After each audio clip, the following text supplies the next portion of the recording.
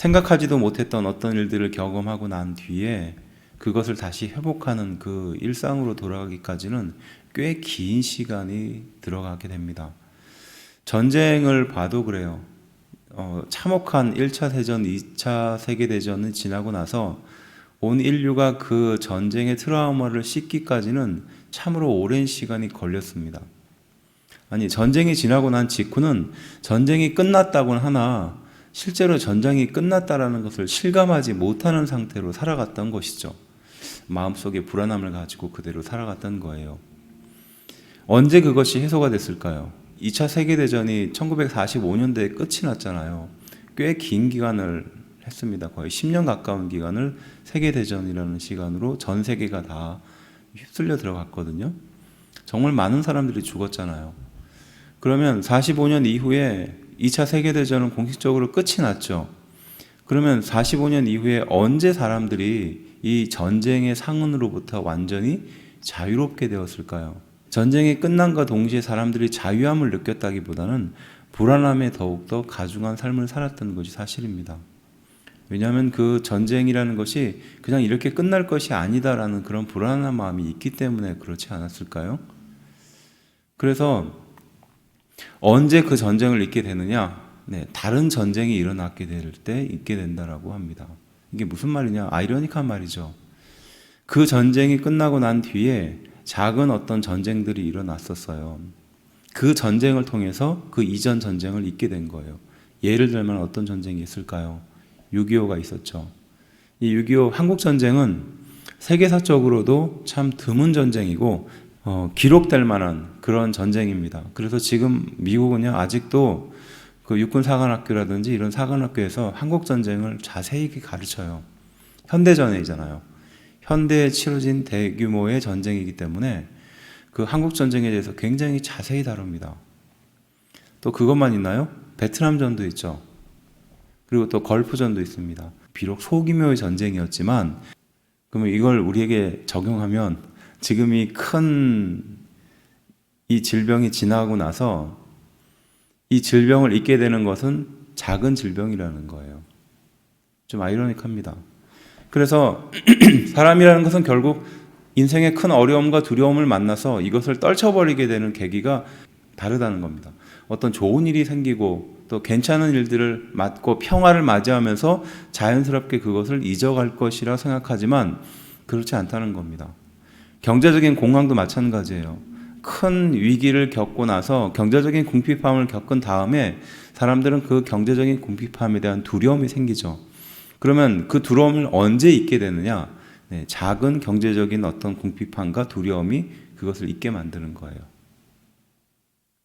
영적인 위기도 마찬가지인 겁니다. 비슷하게 적용할 수 있어요. 영적으로 큰 위기를 겪게 되고 난 뒤에 언제 그 영적인 위기들을 잊게 되느냐? 작은 영적인 위기들을 겪어가면서 그것이 차츰 제자리로 돌아온다는 거예요. 그렇게 보면 우리 인생의 이 고통이라는 것이, 고난이라는 것이, 어려움이라는 것이 우리 인생을 더욱더 단련시키는 어떤 좋은 작용도 하는 것 같아요. 그러한 과정을 통해서 우리의 영적인 것들이 단련된다는 것이에요. 그래서 인생에 큰 위기를 겪고 아니면 큰 질병이나 어려움을 통과한 사람이 그 인생의 그 깊은 상흔을 겪고 나서 상처가 되지 않고 상흔으로 자리 잡은 사람들이 있어요. 그러면 그 상흔으로 자리 잡은 사람들은 그것을 소중한 가치로 여깁니다. 그렇겠죠. 가령 우리 6.25 전쟁을 통해서 그런 아픔을 겪은 그런 사람이 있다고 예를 들어 볼게요. 전쟁을 통해서 총알이 어디를 스쳐 지나갔다고 생각해요. 그러면 팔 어디가 다쳤다는 겁니다. 그러면 그게 상처가 되잖아요. 아픔이죠. 그리고 시간이 지나도 잊어버리지 않고 트라우마에 쌓일 수 있어요. 그리고 비 오는 날 욱신욱신 거릴 수도 있겠죠.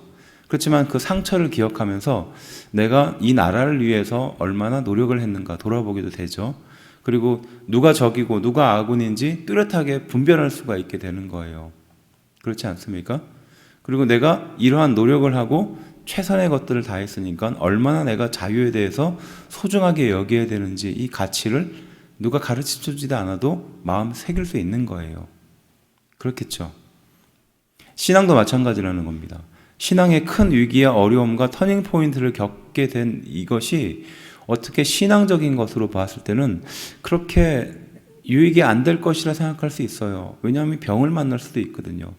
사람들과의 관계가 끊길 수도 있어요. 또 교회에서 고립된 상태에서 신앙생활을 할 수도 있어요. 또 누구에게 손가락질을 당할 수도 있습니다. 오해를 살 수도 있어요.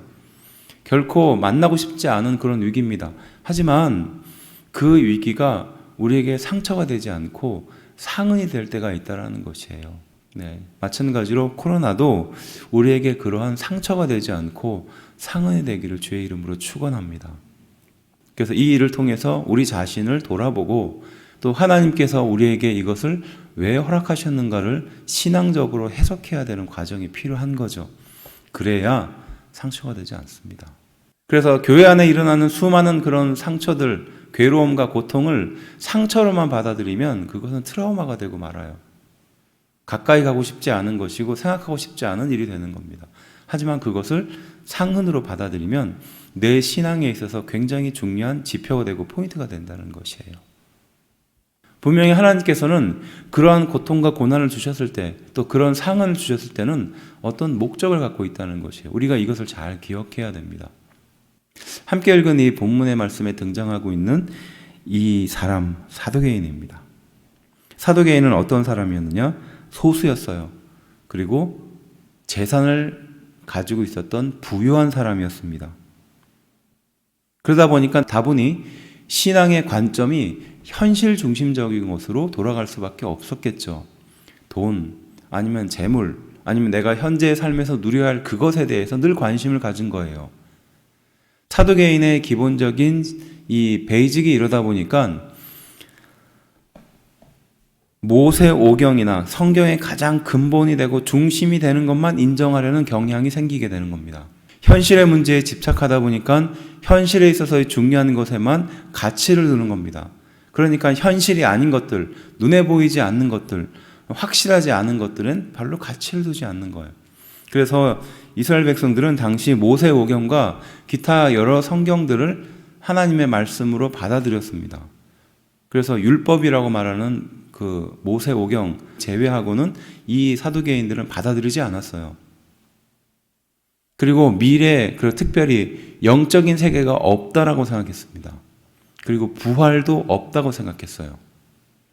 다분히 영적인 가치의 기준을 두었던 사람이 아니라 지극히 현실적인 기준에 가치를 두었던 사람이었던 겁니다. 그 사두개인이 예수님께 나가는 장면입니다. 그래서 27절은 부활이 없다고 주장하는 사두개인 중 어떤 이들이 와서라고 말하죠.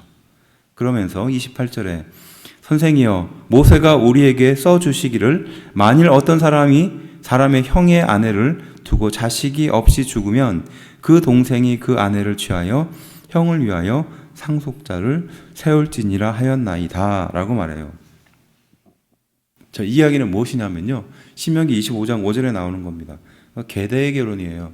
모세오경에 등장하는 말씀인데요, 형이 자식이 없이 죽게 되면 자식은 당시에 그 재산을 이어받을 사람이고 피를 이어받을 사람이었는데 자식이 없이 죽게 되니까 그러니까 가문이 망가지고 무너지는 거였어요. 그래서 모세는 바로 그 형이 자식이 없이 죽게 되면 그 형수가 둘째를 통해서 자녀를 얻는, 이걸 계대결혼이라고 하거든요. 이런 특별한 경우에 이 계대결혼이라는 것을 허용을 해준 겁니다. 그래서 그 가족의 가문이 끊기지 않게 하기 위한 방편이었거든요. 그러면서 그 이야기를 하면서 여기까지는 사두개인들이 말하는 소위 말해서 모세오경에서 등장한 말씀이니까 본인들은 거기까지 믿는다는 거예요. 그런데 이제 문제가 생기는 거죠. 그렇게 해서 첫째가 죽고 둘째가 죽고 셋째가 죽었는데 이제 천국에 가면 누가 진짜 자기의 아비가 되느냐, 이 물음을 하고 있는 겁니다. 사두개인의 관점에서는 이건 무슨 말이죠? 말도 안 된다는 얘기예요. 그러니까 우리의 상식에서는, 내 기준에서는 나는 다 지극히 현실적인 것이고 눈에 보이는 것만 중요하게 여기는 사람이고, 그것이 돈이고 무엇이고 됐던 간에 보이지 않는 영적인 세계는 중요하지 않았던 사람들입니다. 그런데 모세오경의 말씀을 해석하는데 계대결혼까지는 인정하겠다는 거예요. 하지만 그 이후에 일어나는 일들에 대해서는 나는 믿지 않겠다는 것을 전제로 하고 물어보는 거예요. 그러니까 사람들 사이에 이런 이야기가 막 오가니까 그게 무슨 말도 안 되는 이야기냐라고 말하면서 이미 마음속에 결론을 가지고 예수님께 찾아간 거죠. 그리고 예수님은 그것에 대해서 말씀하시죠.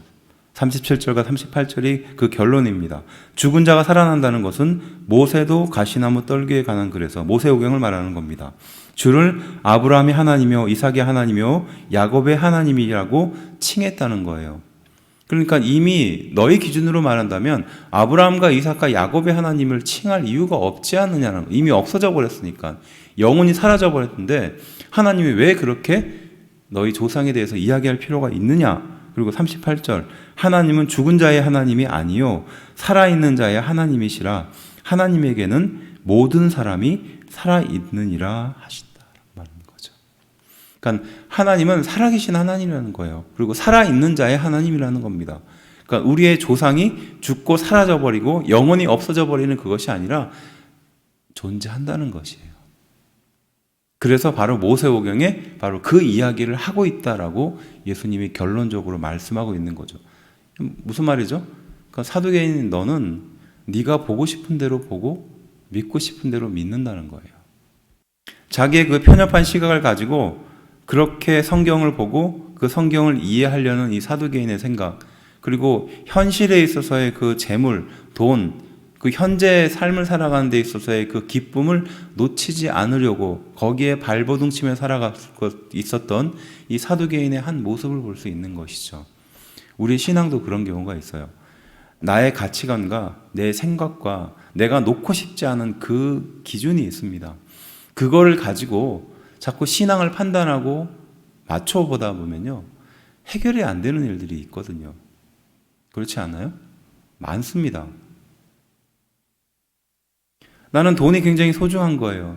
돈에 대해서만큼은 정말 놓을 수가 없는 사람이에요. 아니면 인정받고 싶어 하는 것에 대한 욕구가 너무너무 강한 거예요. 나를 인정해주고 나에 대해서 사랑해준다고 말하고 나와 가까운 사람들이 내 주변에 항상 있기를 바라는 그 사람도 있어요. 그걸 놓지 못하다 보니까 하나님의 역사도 그렇게 해석하는 거예요. 교회도 그렇게 해석하는 겁니다. 돈이 중요한 사람은요, 교회가 다 돈으로 보이는 거예요. 교회가 운영이 되고 교회가 이끌려가는 모든 것이 다 돈 때문에 흘러갔다라고 말하는 겁니다. 명예가 소중한 사람은요, 교회라는 곳은 명예가 소중하게 여기는 사람들로 보여지는 겁니다. 여기에 사람들이 모이는 것도 인정받기 위한 것이에요. 그렇게 살아가다 보니까 당연히 하나님의 뜻과 이런 모든 것도 그렇게 해석하는 경향이 크다는 거죠. 하나님의 뜻과 은혜를 그 안으로 제한시켜 버리는 겁니다. 그러다 보면 하나님의 말씀에 대해서 오해하게 되는 일이 생기는 것이죠. 누구처럼? 사두개인처럼요. 그래서 우리는 우리 자신의 신앙의 모습들을 이렇게 펼쳐 놓을 수 있는 용기가 필요한 거예요. 내가 어디에 많이 매여 있구나. 내가 어디에 지나치게 집착하고 있구나. 내가 거기에 지나치게 집착한 나머지 나도 모르는 상태로 계속 거기에 매여 있었구나. 그리고 그것을 중심으로 하나님의 말씀을, 또 하나님의 그 계획을, 인도하심을 재단하고 있었구나. 돌아봐야 되는 것이죠. 그렇게 보면요, 이런 것을 깨트릴 수 있는 유일한 방법이 있는데 그것이 무엇일까요? 고난인 것 같아요. 도저히 깨트릴 수가 없어요. 도저히 놓을 수가 없습니다. 도저히 그것을 해결할 수가 없어요. 나도 모르니까요. 그런데 이것을 놓을 수 있는 유일한 방법은요, 고난인 것 같아요. 돈을 그렇게 벌고 돈이 소중했던 사람이고 돈이 세상의 모든 것에 대한 가치고 돈이 없으면 불편하고 안 되는 인생이라고 믿고 있었던 한 사람이 돈을 잃고 나서야 돈이 다가 아니구나 깨닫게 되는 것이에요. 인정도 마찬가지지 않습니까? 나를 인정해주고 나를 받아주고 나를 이해해주는 그 사람이 나한테 정말 소중한 거예요. 그러다 보니까 가족에 집착하게 되고 누군가에 집착하는 사람이 되어가는 거죠. 하지만 그런 사람이 떠나고 그런 사람이 나에게 멀어지고 나서야 그것이 그렇게 중요한 게 아니구나. 어떻게 살아야 할까요? 우리는 어떠한 마음을 갖고 살아야 할까요? 우리가 알게 모르게 붙들려 있는 그 죄의 굴레, 우리를 붙들고 있는 그것을 내려놓아야 할 줄로 믿습니다.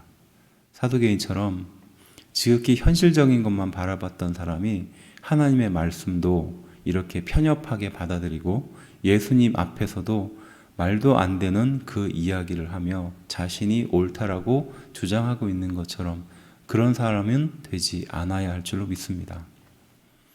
하나님께 마음을 열고 내가 가지고 있는 그 부족한 것들을 내려놓아야 하는 과정이 우리의 신앙생활입니다. 이런 말이 있어요. 인생은 두 가지랍니다. 하나는 스스로 포기하든지 아니면 누군가에 의해서 포기가 되든지 둘 중에 하나래요. 만일에 그렇다면 여러분들은 어떤 것을 선택할 수 있을까요? 네. 누군가에 의해서 억지로 포기하는 것이 아니라 스스로 포기하게 되는 우리가 되기를 주의 이름으로 축원합니다. 그럼에도 우리는 불안하지 않은 것은 하나님은 결코 우리를 그냥 내버려 두시는 분이 아니라는 거예요. 우리를 향하여 세밀한 계획들을 세우고 계시고 지금도 그 계획 가운데 우리의 인생을 이끌어 가시는 줄로 믿습니다.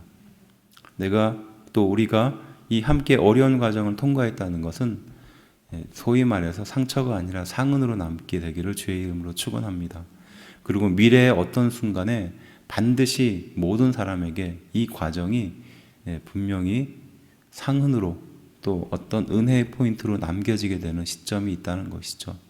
신앙인들에게는 어떤 것일까요?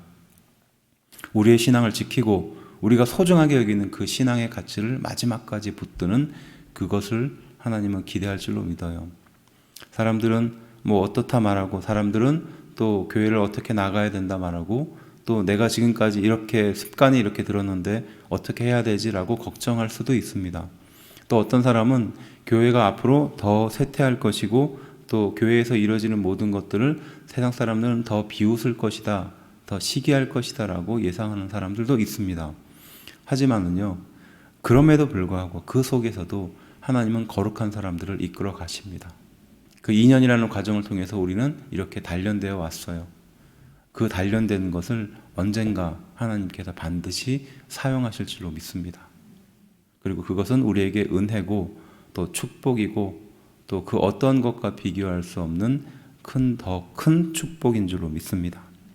그것을 믿고 바라고 기대하는 우리가 되기를 주의 이름으로 축원합니다. 기도합시다.